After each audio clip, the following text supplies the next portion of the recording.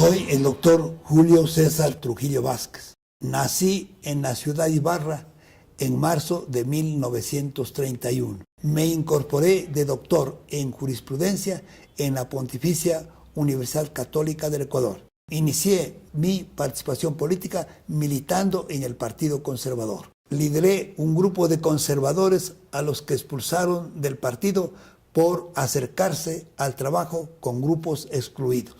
Trabajé junto a los sindicatos y grupos sociales de la Sierra del Ecuador. Fui perseguido político durante las dictaduras de los años 70 por luchar en favor de la democracia en el Ecuador. En 1977 lideré la creación del Partido Demócrata Cristiano del Ecuador, que adoptó el nombre de Democracia Popular. Fui legislador del Congreso Nacional en el periodo 1979 a 1984 por el Partido Democracia Popular. Participé como candidato presidencial por Democracia Popular en las elecciones de 1984. Desde 1960 me vinculé con el movimiento indígena y su lucha por la reforma agraria. Me vinculé al movimiento indígena Pachacutic en 1997. Participé en la Asamblea Constituyente que elaboró la Constitución de 1998. En el 2006 fui candidato para diputado por Pichincha por el movimiento Pachacuti. Como abogado ejercí la práctica profesional por más de 50 años. Soy miembro de la Comisión Andina de Juristas. La Universidad Andina del Ecuador me declaró doctor honoris causa en el año 2013.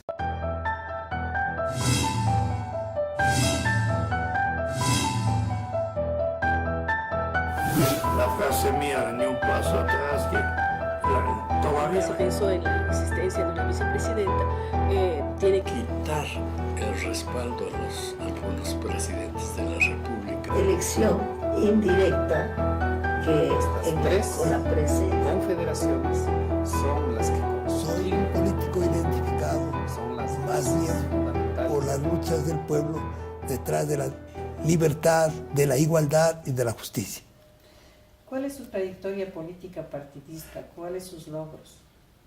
Me inicié en el Partido Conservador, cuando la derecha era identificada por la creencia religiosa de sus militantes, lo mismo que la izquierda se definía más bien por su indiferencia, cuando no por su negación de los valores religiosos del país. Conflictos que prevalecieron en el país prácticamente hasta la década del 60, década en la que intervengo yo y creo haber influido positivamente para la superación de ese conflicto, a fin de que los políticos empecemos a definirnos por nuestra posición frente a los problemas sociales, a los problemas económicos, a los problemas culturales y a los problemas políticos del Ecuador. Usted fue militante de la Democracia Cristiana Ecuatoriana, filial de la Democracia Cristiana Internacional. ¿Qué lo identificaba con ella?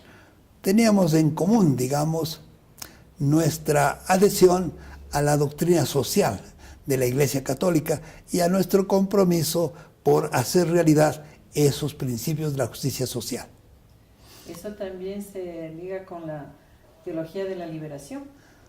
Bueno, de alguna manera, aunque no totalmente, porque lo mismo en la democracia cristiana que el resto del catolicismo, pues unos eran adictos a la teología de la liberación y otros no. Yo personalmente me manifestaba simpatizante de la teología de la liberación, inclusive de mi amistad con algunos de los grandes teólogos de esa corriente.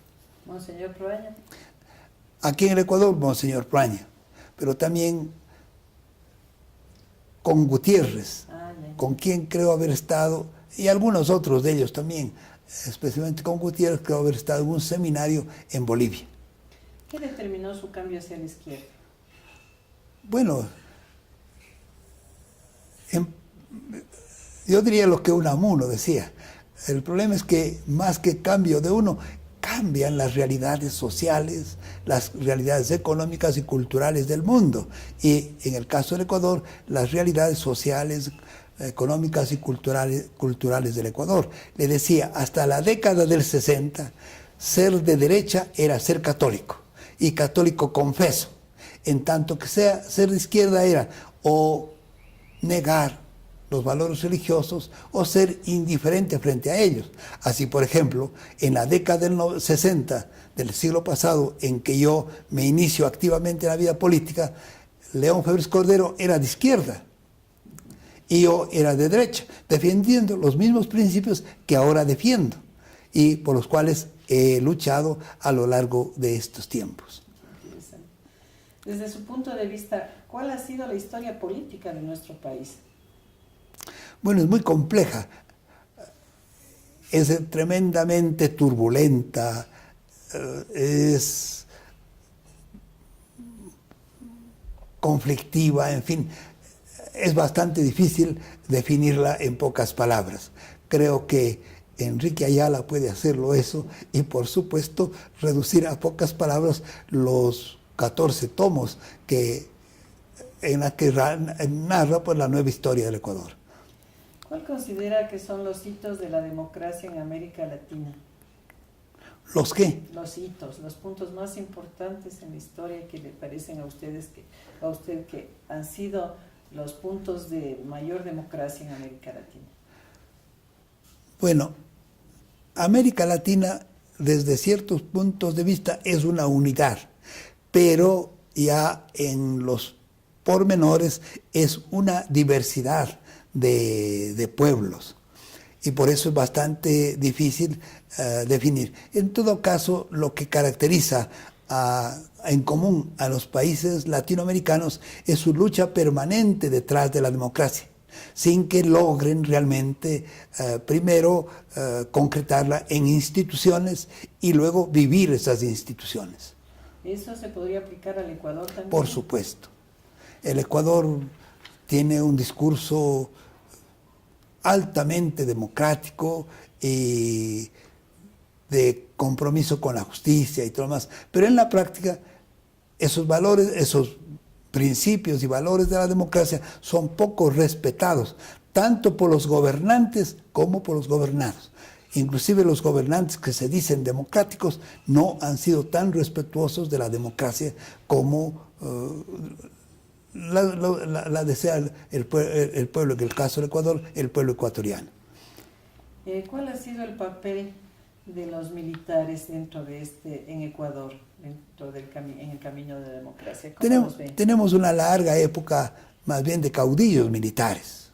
Entre ellos está Flores, está Urbina, está Eloy Alfaro, que aunque no era realmente militar, pero se identifica con los militares por muchas razones. Y luego tenemos pues a lo largo del siglo XX algunos militares que llegan inclusive a gobernar el país, pero que hay una fuerte presencia de los militares en la vida política y en el gobierno del Estado ecuatoriano.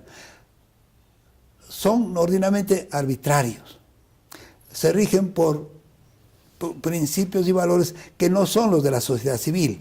Es una institución altamente jerarquizada, como tiene que ser un ejército, unas fuerzas armadas, altamente,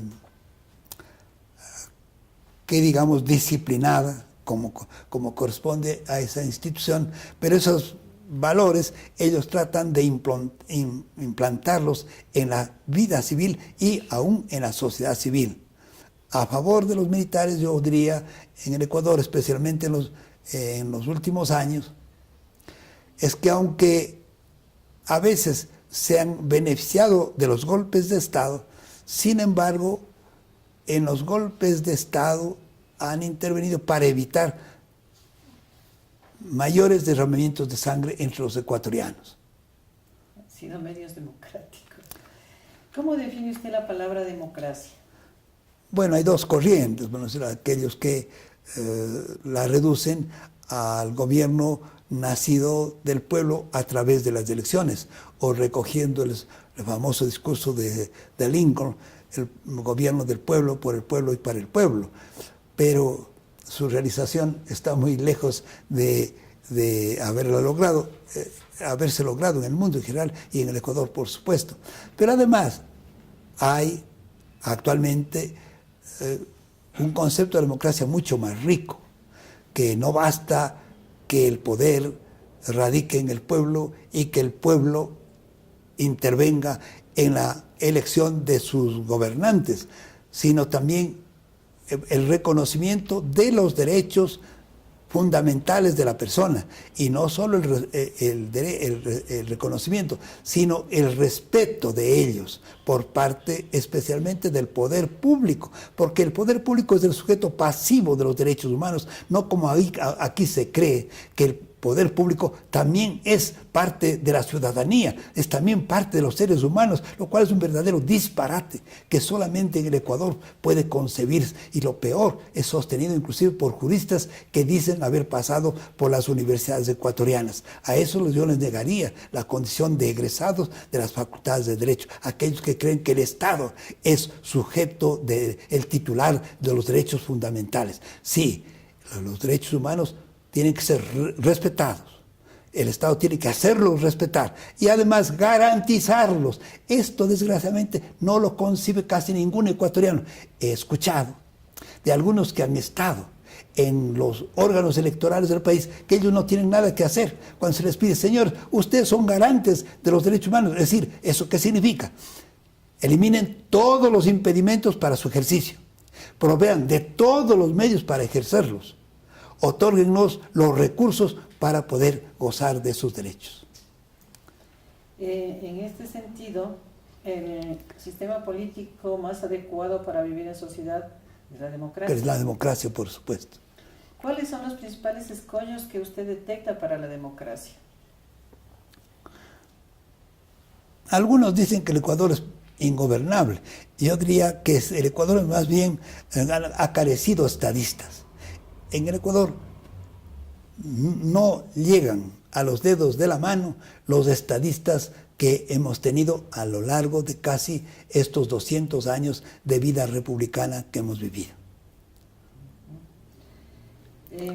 ¿Cuáles han sido los principales problemas que enfrentan los partidos o movimientos políticos para su permanencia? Porque se hacen los partidos, al rato ya se acaban, hoy creo que estamos por 124. No es que haya partidos políticos eternos o que puedan sobrevivir a su época. Son por su naturaleza temporales, son la respuesta que una ideología da a los problemas que vive el país. Y a veces, como esos problemas van cambiando, inclusive a veces por la realización de una determinada ideología, hace falta pues que nuevamente se elaboren nuevas respuestas a los nuevos problemas que tiene el país. Pero creo yo que un grave defecto de los ecuatorianos es el caudillismo. No podemos vivir sin caudillos, y los caudillos creen que son eternos. Y esto trae consigo gravísimos problemas, inclusive la frustración de generaciones completas de jóvenes en su momento, que al servicio de las dictaduras no han tenido sino que ocultarse políticamente, porque los que sirven a las dictaduras no han sido, por fortuna, en el Ecuador reconocidos como personas notables del país. Hay ecuatorianos que han servido a las dictaduras que tenían muchísimos méritos, pero caídas las dictaduras, esos jóvenes brillantes han desaparecido del escenario ecuatoriano. ¿Qué condiciones hacen posible entonces la existencia de la democracia? Múltiples. ¿No es cierto? Hay factores económicos, cierto grado de bienestar de la población, cierta equidad, una relativa igualdad de los habitantes del país. Está además, claro está, el esfuerzo de gobernantes y gobernados porque los derechos de la persona sean una realidad, sabiendo que hacerlos realidad es una tarea muy difícil y de largo aliento. Es más un proyecto que una realidad. ¿Qué rol juega la participación política Porque ¿Cómo? ahora, ¿qué rol juega la participación política ahora? Hasta en la Constitución se habla de la participación política de la gente. ¿Qué papel juega la participación política en el proceso de democratización? Si en materia de participación bastara que la Constitución diga que ella debe hacerse realidad en un país, el Ecuador tendría una participación realmente modelo. Pero desgraciadamente eso que dice la Constitución es una mentira solemne, que no la cumplen ni los gobernantes ni aquellos que están en las instituciones que pretenden ser instituciones de participación ciudadana. No hay participación en el Ecuador. Más aún, se privilegia la no participación política o la adhesión al caudillo del momento para ser útil en el Ecuador. ¿Qué entiende usted por valores democráticos, por pluralismo? Bueno, el pluralismo está entre las características de las democracias modernas. Hay politólogos que dicen que una democracia se diferencia de los autoritarismos o de los totalitarismos en virtud del pluralismo. Hay pluralismo, hay democracia.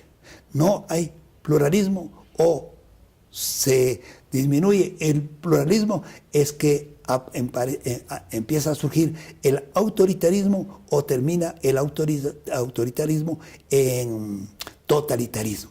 Sí, el pluralismo es el primero, es inherente al ser humano, porque no hay ser humano que en todo piense de la misma manera de lo que piensa otro. Y siendo diferentes las formas de pensar, de concebir el mundo, de identificar los problemas y las posibles soluciones de los problemas, es evidente que esa pluralidad se refleja en la política. Y el respeto a esa pluralidad, que es inherente al ser humano, expresa una democracia. No es demócrata el que no es pluralista. El que no es pluralista es autócrata o totalitario. Entonces, ¿está de acuerdo con la reelección? No estoy de acuerdo. ¿Por qué no estoy de acuerdo con la reelección? Entre otras razones porque es el caldo de cultivo del caudillismo. Y como yo considero que el caudillismo es un grave daño al país, no creo que deba introducirse semejante despropósito como es la reelección. La alternabilidad, que es una característica de las repúblicas, creo que es además un bien para las democracias y la forma de desterrar al caudillismo que tanto daño le ha hecho al país. Los caudillos, aquellos que a nivel nacional pretenden ser los dueños de la voluntad popular. Los caciquismos en el Ecuador es monstruoso. No hay aldea, no hay cantón, no hay provincia en donde no haya caciques. Y caciques que son ordinariamente el ejemplo de la corrupción, en todo sentido. Esto empataría con lo que usted dijo, que no hay estadistas, ¿no es cierto? Así es. El Ecuador es pobrísimo en estadistas. ¿Qué enseñanzas cívico-políticas entregaría usted a las presentes y futuras generaciones desde su experiencia? Bueno, es bastante difícil ser maestro. Y ciertamente elegirse en maestro es bastante presunción de una parte. Pero si algo podemos opinar que pueda ser útil para las presentes y las futuras generaciones es la consecuencia. Si yo pienso en la justicia, he de hacer justicia. Si creo en la libertad, he de respetar la libertad. Si considero que es un valor la igualdad, tengo que luchar porque haya una relativa igualdad entre todos los habitantes de una comunidad y por supuesto en el país, entre todos los habitantes del Ecuador. Muchas gracias. Si usted nos puede decir un pensamiento acerca de las siguientes palabras. ¿Qué se le viene a la cabeza cuando le digo política? Lucha por poder. Democracia. Ya lo he dicho, ¿no es cierto? Respeto a los derechos humanos. Ciudadanía. Hay dos conceptos. Uno jurídico que está en la Constitución el estar sometido a las mismas leyes y a las mismas autoridades, concepto válido para Ecuador desde el punto de vista puramente jurídico, como también lo es en los Estados Unidos. Pero además la ciudadanía es el respetar, el respeto a los gobernantes, a los habitantes de ese país como iguales, y a los ciudadanos del país el respeto a los gobernantes como iguales, porque no hay ciudadanos subalternos, no hay ciudadanos vasallos, no hay ciudadanos cuando hay súbditos, hay ciudadanos cuando hay iguales. Fuerzas Armadas. Bueno, indispensables en el mundo conflictivo en el que vivimos. América Latina. Un proyecto.